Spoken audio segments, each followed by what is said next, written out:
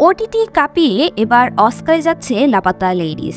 বাছাই প্রক্রিয়ায় বলিউডের hit cinema Animal, Malayalam cinema Aattam ও কান বিজয়ী cinema all is imagine as light সহ ২৯টি চলচ্চিত্রকে টেক্কা দিয়ে লাপাতা লেডিস যাচ্ছে চলচ্চিত্রের সবচেয়ে মর্যাদাপূর্ণ একাডেমি অ্যাওয়ার্ডসের আসরে, যাচ্ছে অস্কারে।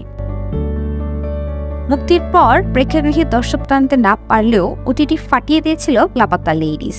গত কয়েকদিন ধরে এই খবর নিয়েছিল জল্পনা কল্পনা। এখন এনডিটিভি লিখেছে, অস্কারের জন্য ভারত থেকে মনোনয়ন পেয়েছে পরিচালক কিরণ রায়ের সিনেমা লাপাতা লেডিস।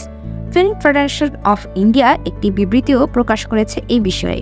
১৩ সদস্যের কমিটি সর্বসম্মতিক্রমে অস্কারের ৯৭তম আসরে সেরা আন্তর্জাতিক চলচ্চিত্র বিভাগে প্রতিদ্বন্দ্বিতা করার জন্য লাপাতা লেডিসকে বেছে নিয়েছেন তারা। কিরণ বলেন, আমি গর্বিত।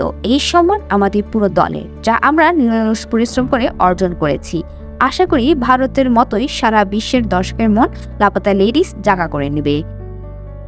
গত মার্চে মুক্তি পেয়েছে লাপাতা লেডিস। এই সিনেমাটি পরিচালনার মাধ্যমে প্রায় ১ যুগ পর নির্মাণে ফেরেন আমির খানের স্বামী স্ত্রী।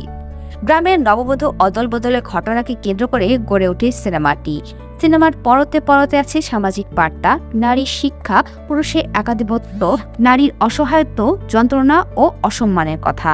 সেই সঙ্গে পুরনো অভিনয় শিল্পীদের সঙ্গে আন করা এক ঝাঁক তরুণ তরুণী সাদাসিধে অভিনয়ও পছন্দ করেছে দর্শক। লাপাতা লেডিস সিনেমায় অভিনয় করেন রবি কিষান, ছায়া কদম, নিতাংশী গোয়েল সহ আরও অনেকেই।